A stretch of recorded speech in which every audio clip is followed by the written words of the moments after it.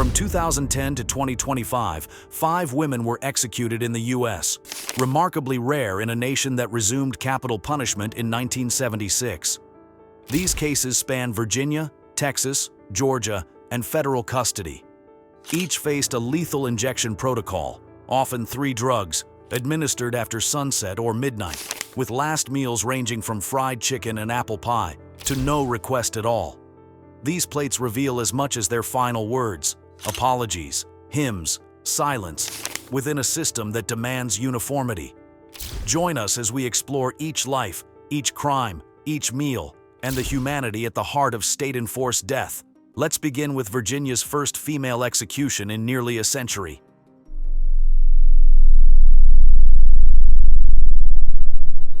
Case 1. Teresa Lewis.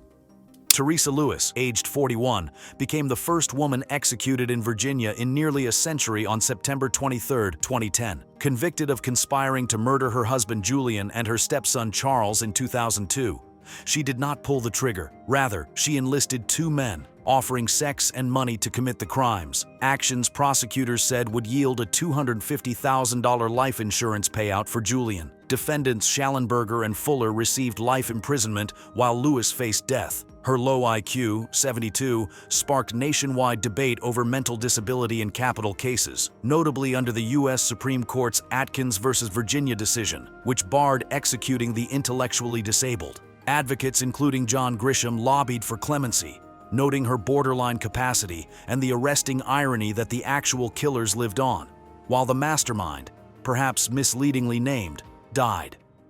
On execution night at Greensville Correctional Center, Teresa requested a final meal of 2 fried chicken breasts, sweet buttered peas, a Dr. Pepper, and apple pie. She spent the hours before the injection praying, singing hymns, and expressing sorrow. As she was strapped to the gurney, dressed in denim, she offered a statement. "I want Kathy to know I love you and I'm very sorry," apologizing to stepdaughter Kathy Lewis Clifton. The phone line to the governor stood ready, but no clemency arrived. At 9:13 p.m., the sedative, paralytic, and heart-stopping drugs were administered. Within 6 minutes, her heart ceased. Witnesses reported her right foot twitching as the sedative took hold. Her lawyer later called it the machinery of death, extinguishing her loving, childlike spirit. Her death reignited controversy over executing women, low IQ individuals, and those whose co-defendants received lesser sentences. She remains the most recent woman Virginia executed. Virginia abolished capital punishment in March 2021. Her case highlights how structural disparities, mental capacity, gender, and geography affect who dies under state-sanctioned death. Case 2. Kelly Gissendaner. Kelly Renee Gissendaner, aged 47, was convicted in 1998 in Georgia for orchestrating her husband Doug's murder by convincing her lover to kill him. She did not physically commit the murder, but her role was central. After pleading innocence, she was sentenced to death. Over 16 years on death row, she transformed, becoming anti-violence counsel to fellow inmates and finding spiritual purpose. Her death remained contested. Her execution was delayed multiple times, first in February 2015 by a winter storm, then in March because of cloudy pentobarbital batches, raising legal and ethical flags about lethal injection protocols in Georgia. On September 30, 2015, she was executed at Georgia Diagnostic and Classification Prison, the first woman in the state since 1945. Her last meal request mirrored a homecoming feast: 2 Burger King cheeseburgers with fries, cornbread with buttermilk, a salad with eggs, veggies, cheese, lemonade, popcorn, and cherry vanilla ice cream, a stark contrast to the institutional attire that capped her years in custody. That evening, about an hour before execution, she recorded a final message to her daughters. "I love you and I'm proud of you. No matter what, you keep strong." She also expressed gratitude to counsel and urged them to love those who hate. When brought into the chamber, strapped in by IV lines, she serenaded witnesses, singing "Amazing Grace." Her voice faltered as the drugs took effect. She addressed her lawyer. "I love you, Susan. You let my kids know I went out singing Amazing Grace." Then she apologized, acknowledging Doug's loss. "That amazing man lost his life because of me, If I could take it back, I would. But it's not. I just hope they can find peace. The sedative-induced drift took hold, and she slipped silently into death. At 12:21 a.m., officials declared the end, marking Georgia's long-delayed return to executing women. Her death reignited debate over compassionate clemency for those who, though responsible, spent years exemplifying redemption. Pope Francis and other figures had petitioned for mercy. Instead, Gissendaner's life concluded in the cadence of a hymn, expected redemption in an unexpected arena. Case 3. Kimberly McCarthy. Kimberly LaGale McCarthy, age 52, was executed by Texas on June 26, 2013, following her conviction for the 1997 murder robbery of 71-year-old Dorothy Booth. During the robbery, McCarthy stabbed Booth multiple times and strangled her. DNA evidence tied McCarthy to 2 other murders, but only Booth's case led to a death sentence.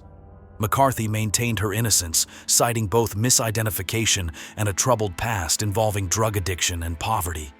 Despite petitions and testimony from supporters claiming doubts, her appeals were denied, and she became Texas's 500th execution since 1982. Because Texas eliminated custom last meal requests in 2011, McCarthy was served the standard prison dinner, a routine reminder of policy over personality. There's no record she sought any special food. She died without the ceremony of culinary preference, but with headlines noting her silent hunger, literal and symbolic. At the Huntsville unit, McCarthy spent her final hours largely alone. Witness testimony said she spoke only faintly, maintaining her innocence until the end. As IV lines infused pentobarbital, rocuronium, then potassium chloride, she showed no phobia or regret, only resignation. At 6 p.m., she was strapped to the gurney. Within minutes, her body grew still. Her death highlighted issues beyond the crime: Texas's position on female offenders, DNA evidence standards, and death sentencing in the context of violent poverty. As the standard menu was collected after her exit, no flavors would ever again define her twilight. Kentucky kept the meal. Texas kept the protocol. Case 4. Suzanne Basso and Lisa Coleman. In fall 2014, Texas carried out 2 female executions: Suzanne Basso, 59, on September 17th, and Lisa Coleman, 38, on September 30th. Both denied custom meals under Texas law. Their stories, though distinct, reflect a shared calculus of violence and punishment. Suzanne Basso was convicted in 2003 of masterminding the murder of her disabled co-worker, Buddy Musso, for insurance money. She had stalked and befriended him, earning his trust before setting a harsh trap. His brutal murder shocked the local community. Basso's appeals, including fights against anti-gang conviction consolidation and jury instructions, failed. Lisa Coleman's case was even grimmer. Convicted of starving and beating 9-year-old Devontae Williams, her partner's son, to death in 2005. She left him emaciated and neglected, failing to act even when life slipped from him. Coleman's appeals argued coercion and ineffective counsel, but juries found her culpable. Both women were denied public comment on execution day. The Huntsville unit offered each the standard meal tray: no chicken, no ice cream, only the regulatory tray. On September 17th and 30, respectively, both women were strapped to gurneys.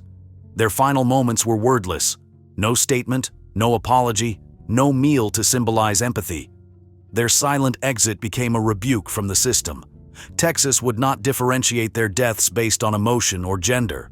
Death is always silent. Their executions put a spotlight on societal perceptions. Violent female offenders are rare, and these 2 faced especially brutal crimes. By treating them identically to male convicts in policy, Texas emphasized equality, but critics raised questions about the lack of nuance. Case 5. Lisa Montgomery. Lisa Marie Montgomery, 52, became the first woman executed by the federal government since 1953, dying on January 13, 2021, by lethal injection in Terre Haute, Indiana. Convicted of murdering Bobby Joe Stinnett in 2004 and abducting her unborn child, Montgomery's horrific crime was later framed within her own mental collapse. Years of abuse, brain damage, and mental illness underpinned her defense, yet courts found enough criminal intent to impose the federal death sentence. She helped plan the abduction, bringing a wire, wrist restraints, and infant formula, suggesting intent beyond momentary impulse. The federal government scheduled her execution weeks after President Biden took office, despite his opposition to the death penalty, citing logistical alignment rather than political bias. Montgomery made no last meal request. Instead, records say no request. When given the opportunity for final words, she simply replied, no. At 1:31 a.m. EST, after midnight, barbiturates and paralytics were administered. Within minutes, she was pronounced dead. Her case drew national attention. Civil rights advocates questioned the wisdom of executing a mentally ill woman. The DOJ acknowledged her mental illness but proceeded. Death row echoes described her as confused and fragile. Her execution posterity, mental health, and federal overreach. Even conservative voices questioned the optics of executing a battered woman with documented abuse histories. Her final absence, no meal, no words, stood in stark contrast to the chaos of her crime. In that silence, the national debate on capital punishment and federal justice pressed anew. Bonus case: Amber McLaughlin. On January 3, 2023, Amber McLaughlin, aged 49, was executed in Missouri, marking history as the first openly transgender person executed in the U.S. McLaughlin, legally named Scott A. McLaughlin, was convicted of the November 2003 rape and murder of her ex-girlfriend, Beverly Genther. She kidnapped and raped Genther, then stabbed her multiple times and dumped her body along the Mississippi River. Though later transitioning, McLaughlin's crime and legal identity remained under her birth name. Her case was complex.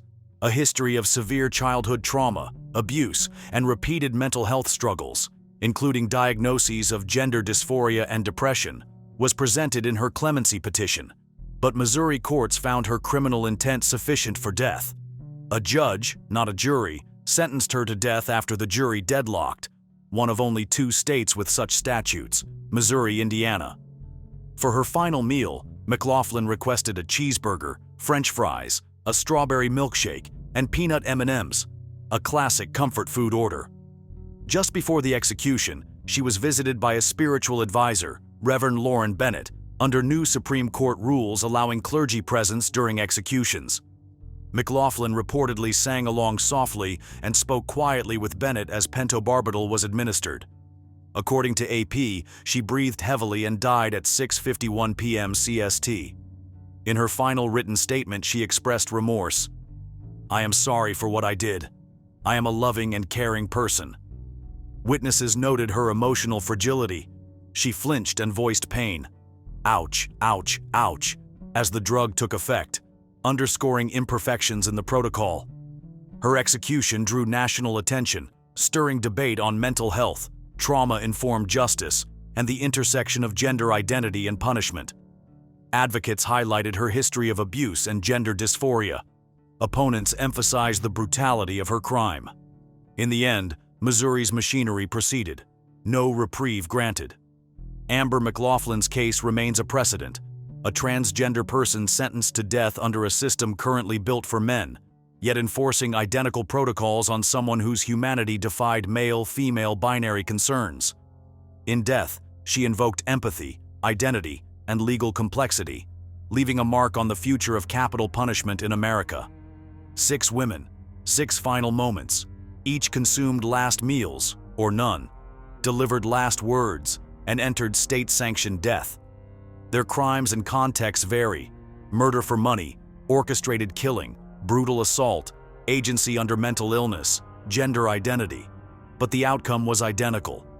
These rare female executions highlight how justice operates when applied evenly, yet each story underscores lingering questions about mental health, gender, forgiveness, and state power.